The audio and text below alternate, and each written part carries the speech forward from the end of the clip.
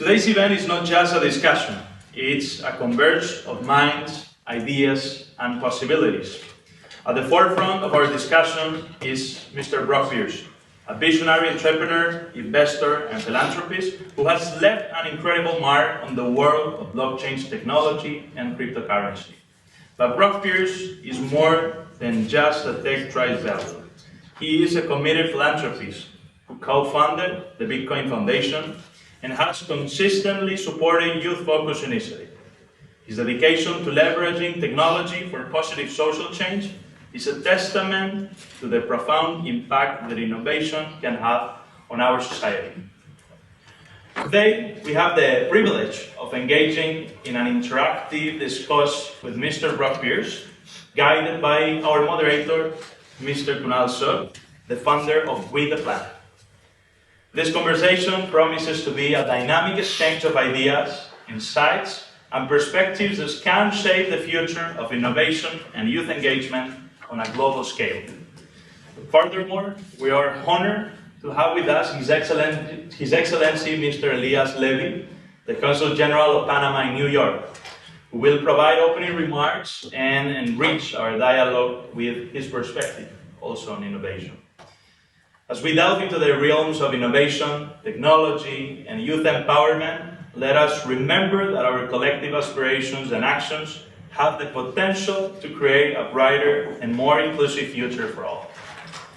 Let today's discourse serve as a catalyst for transformative collaborations that align with the United Nations mission to promote peace, prosperity, and sustainable development worldwide. Thank you for gracing us with your presence, and without further delay, let us embark on this illuminating conversation with Mr. Brock Pierce. Thank you very much, bro. Welcome.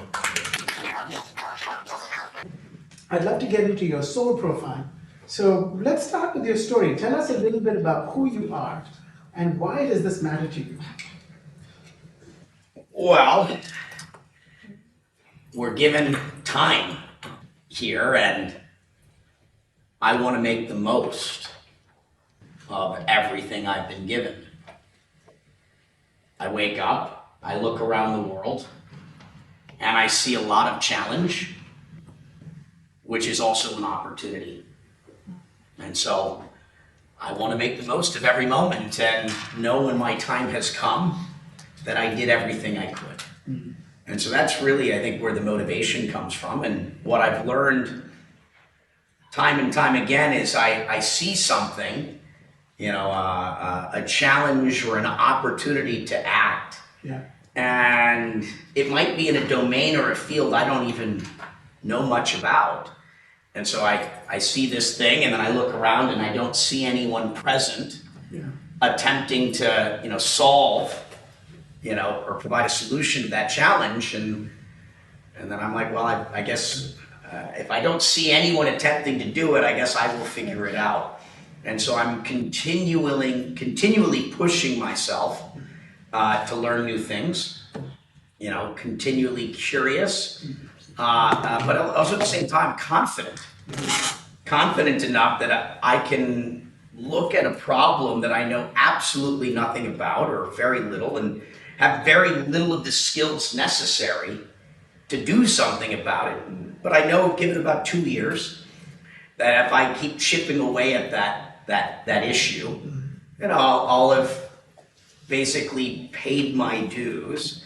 It's normally a painful process, but it's very rewarding in the end. After about 2 years, I know what I'm doing, at least enough to the point where that combined with pattern recognition, networking, right? Finding those social connections, that I can make an impact. And I've learned I can do that in pretty much any sector, anywhere in the world. And once you know that, right? Once you know you can do something, once you know you have the power to make an impact, then the obligation just continues to kick in. And so I work tirelessly, but gratefully, doing all that I can. Amazing. The idea of attitude is so important, especially within the context of, you should share with us, Startup Nation, and the extraordinary work you're doing, both in the geopolitical as well as the entrepreneurial world. Share with us a little bit of that vision and what you have in store. Well, it's that's a lot of what I've spent my life doing. I mean, aside from being an actor in my youth, I became a formal entrepreneur at the age of 16. I think I'm the youngest Internet 1.0 entrepreneur, and that was having grown up starring in movies and having been a byproduct of the first generation of kids with computers and internet connections. I recognized how the world of media would be disrupted. And so started my first company at 16 to build YouTube, Netflix, and Hulu back in 1997. And then I've just found myself continually in a world of innovation, but usually doing things that no one has ever done before. I'm really only interested in those jobs. Eventually that led to the field of cryptocurrency, payments, and did a lot of things in that field. Yeah. And that eventually led to a lot of government conversations. Call it most of my career was really in the world of innovation and very little when it comes to conversation with government. But considering the disruptive nature and the opportunities that blockchain technology created, it was inevitable that those conversations would happen. That's led to me spending a lot of time in DC, a lot of time here in New York, having government conversations. Eventually, El Salvador really changed, I guess, my life in leading the first formal delegation into El Salvador to help implement the Bitcoin law. And this is since COVID. That eventually led to conversations with many other governments. And those conversations were usually tell me about Bitcoin. And I was generally interested in the conversation of tell me about your problems. And those conversations would vary somewhat depending upon where you were. Each country has its own culture, it has its own, call it unique challenges and opportunities. And I was just genuinely curious, how can I be of service? And sometimes those meetings would come to an end where we hadn't even discussed, call it Bitcoin or blockchain technology, but I've got a list of things to go, look into and see if I can connect the dots and make connections in providing innovative solutions to that particular country. And then set up an organization, unicorn.org, the United Council of Rising Nations, which eventually then led to having, conversations with an organization with substance and credibility. And I found myself traveling around the world, talking to 50, call it plus countries at this point, and building a database of, innovative solutions. I look at the United States of America and I say, well, how is it that we are what we are? And, it's innovation is a big part of what has differentiated America, whether it be the Industrial Revolution, fast forward to today, having spent a lot of time in Israel as well, a real startup nation. And I think that's where the opportunity lies in terms of where at least I think I can make an impact in the world in countries that are seeking to better their future in their pursuit of, call it, prosperity. And I think it's that entrepreneurial nature that exists here. And a part of why America is so entrepreneurial is we allow failure. Yes. We encourage the taking of risk. And one thing I've noticed in traveling the world is that the rest of the world is not always so forgiving or welcoming of it. And so I think that innovation is largely the answer to many of the world's problems. Clearly, it's an investment in the youth, those that are, call it the agents of change of today, and then obviously the younger ones that are going to be those agents of change of tomorrow. And so I'm excited to be able to, connect with countries, connect with the youth, but also connect the dots in terms of identifying innovative solutions to the biggest challenges we face today. I'm working across many sectors at this point. It's not just in the area of software or open source solutions. I've got out of curiosity, I live in Puerto Rico. I found myself in the aviation business, We've gotten into the marine business, the hospital business, acquiring hotels. And that's because take an island like Vieques that went 1 year without electricity. It went over 5 years without having an emergency room. I went and became a government contractor so that I could file an RFP to build a hospital in Vieques where they haven't had one in over 5 years without any desire of winning. Sure. I've never built a hospital before, but I wanted to be a catalyst. I wanted to create a forcing function so this job would eventually be done. When someone was having a physical emergency, they may often die on the island because they need a helicopter to get them back to the mainland. I didn't want to be in that business, but I've gone and learned in that process, and fortunately didn't win that RFP, which was the goal, but got the process done so that someone with greater skill could. And so this is an example of, being a disruptive force for good in our world. yeah, it's like, okay, this needs to be done. 5 years has gone by and no one's done it yet. Let's go at least try and kickstart the process, and hopefully by taking action, that will invite others that are, more highly skilled to ultimately do that job, which is what's been happening. What I love about you is kind of like what we share in common, is that you're not only married to the top or the bottom, you're from bottom to top. You make the impossible possible for everyone, so you empower others with your creativity, with your generosity, because you've been very generous, especially with small island nations and nations. That's why it's Startup Nation, right? And I remember when we set a few meetings with interesting people in our lives, one in Mexico, if you remember last year, and many others that you wanted to meet with in the United Nations. You've always actually shown a lot of dedication to helping those underserved communities. Can you speak a little bit about the challenges, that you've actually faced, as well as how failure has helped you rewrite your own life story and inspire everyone else into action? Well, it's back to taking of those risks. I've certainly learned more from my failures, painfully. Yeah, of course. The successes tend not to be the greatest teachers, though they are excellent at opening up doors. Yes. Right?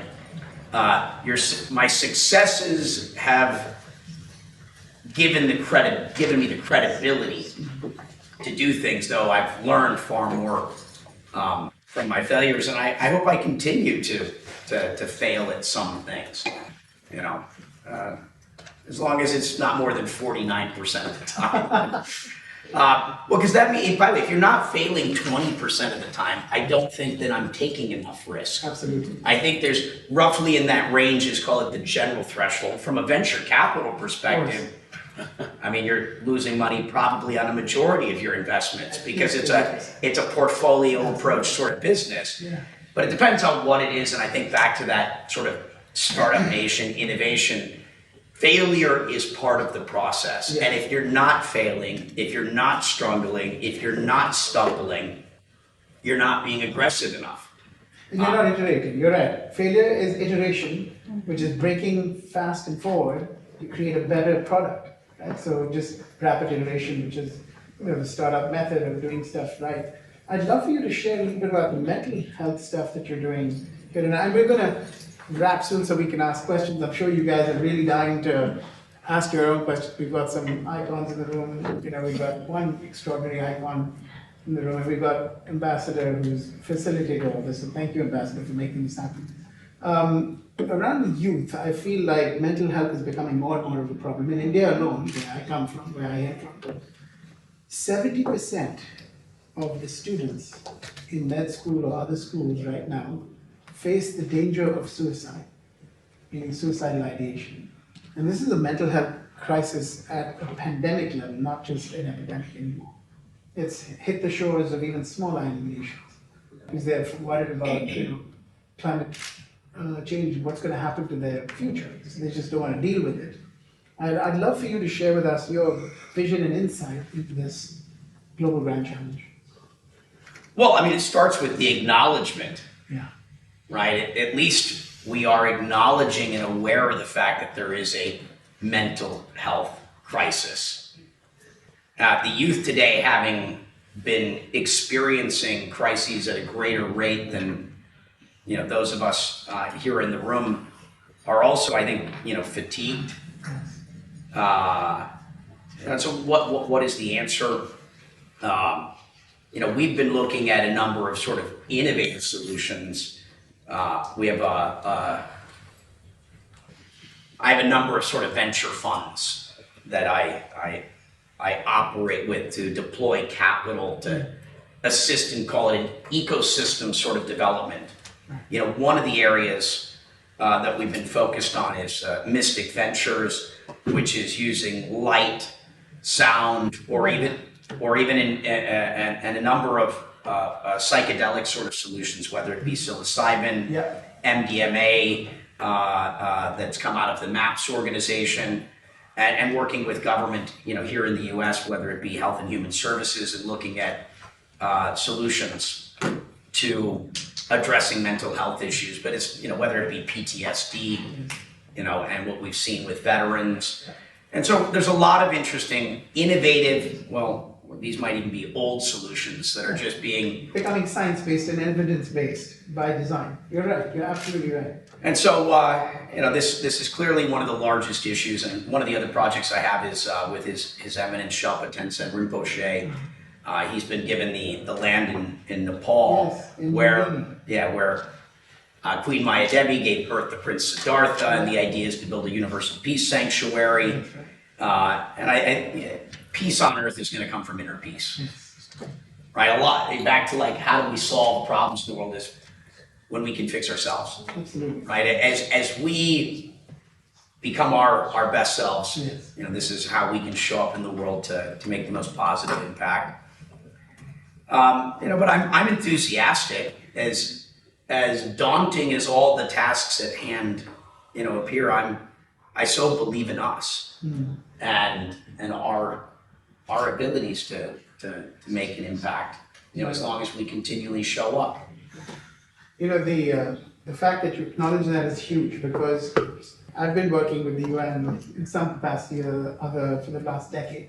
Right? When I started, I brought TED to the United Nations, and I was really passionate about the idea of the global grand challenges. But I agree with you 100%. Inner peace, because that's why I joined People Chopra and partnered with me.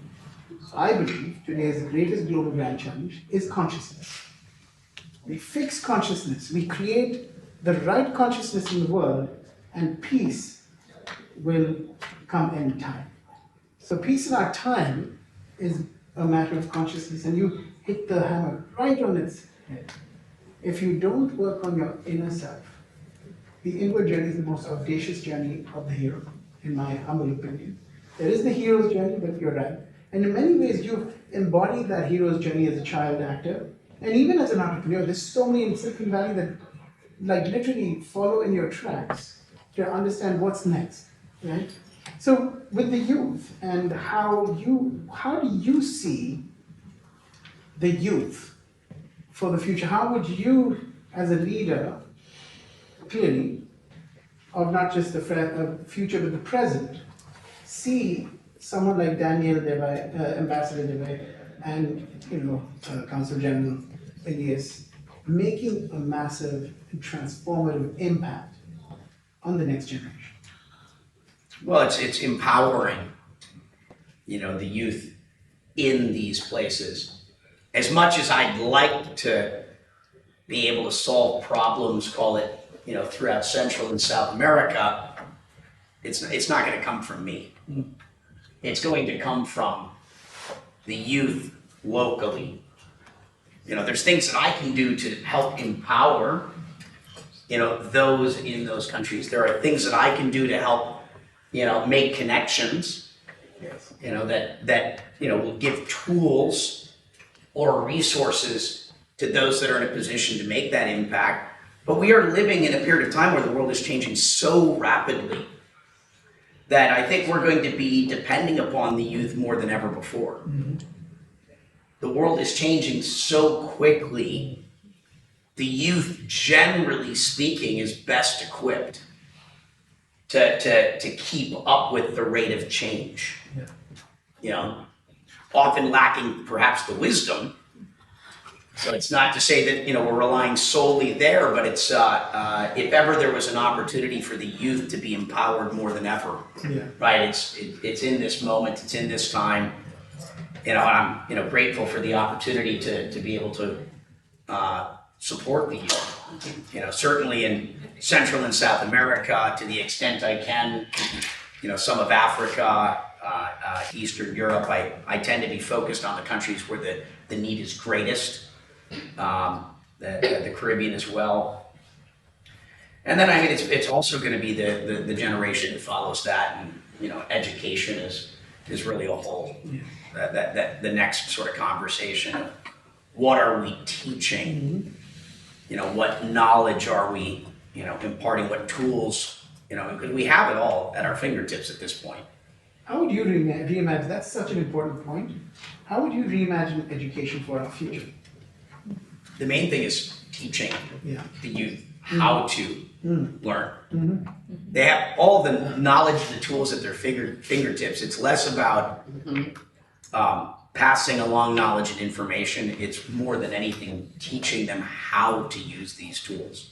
Kind of like the debates around should ChatGPT be used in school. Perfect example. And the answer is yes, you know, in the right times and in the right moments. Clearly, we want to be teaching the youth how to use these tools and to get the most out of them, but not to a degree where it's replaced, you know, the student's ability to, you know, critical thinking. 100%. And so, you know, it's probably in creating the appropriate containers so that you know how to use the tools of the trade while still making sure that you can walk on your own. 100%. I think what you hit on is so important because we hear AI, everything. Today, every startup or speech that I'm pitched to speak at one of my summits, in We the Future, for example, we just did a summit of AI and consciousness. Everyone is, oh, I'm building an AI-driven company. I'm building an AI-driven platform. I'm building an AI-driven education initiative. And you're absolutely right. It's that ability to not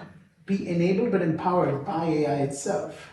And that's the perfect way to say it. You can walk on your own feet. You know, that's a perfect way to actually frame that. Would you, you know, I want to make sure that we transition into the audience now. Just as parting wisdom, words of wisdom, you know, as you said, the youth don't always have the wisdom, but that's why we, thank God, still exist. So we can add some value to the next generation. What would be the wisdom you'd want to give the youth, including the ambassadors and the next generation next to us, and my niece especially, who's looking for a new job, because the job world is so impossible. You know, they don't even know what to do because they're all afraid AI is going to take over my job. What would be that wisdom that you would share with them from, you know, your own life's work and experience? Well, if, you know, fear is not the answer, so I mean, first and foremost, hope. Yeah. Yes. Don't allow change, you know, to cause you to lose hope, right? Change is uncomfortable at times, but it's also where the growth comes from. You know, it can be a scary process, I guess, in that you don't know what's going to come next. But I think the attitude, as you mentioned earlier, is I like to say, you know, our attitude sort of sets the latitude at which we fly, and an attitude of gratitude will keep you soaring high.